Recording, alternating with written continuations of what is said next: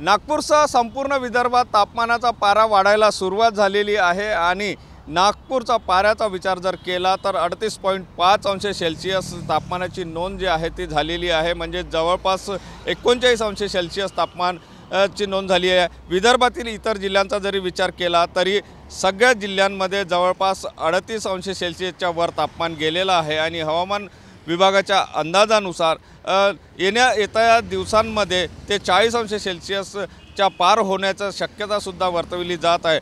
महत्त्वाचं म्हणजे हे मार्च महिन्याला सुरुवात झाली, मार्च महिन्याचा दुसरा आठवडा आहे आणि मार्च महिन्याच्या दुसऱ्या आठवड्यातच सूर्यदेवता कोपायला सुरुवात झालेली आहे।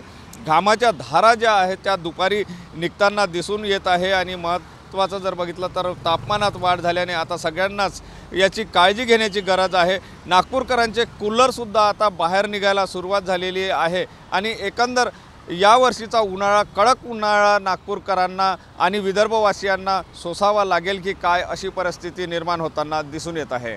कॅमेरामन साईसह सुनील ढगे, TV9 मराठी, नागपूर।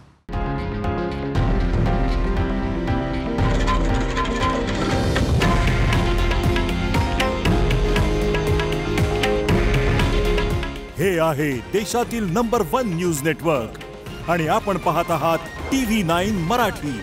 काळजी तुमची, हित महाराष्ट्राचं।